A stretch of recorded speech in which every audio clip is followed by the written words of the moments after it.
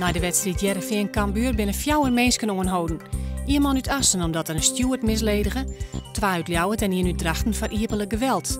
Burgemeester van de Zwan van het Heerenveen zei dat alles goed verroend is, maar hij zet wel vraagtekens bij de grote politie-inzet.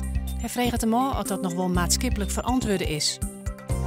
Minister Melanie Schultz van Hagen van Infrastructuur en Milieu spreekt Joert op het 2e Lustrum-congres van Wetses, het Instituut voor Wettertechnologie.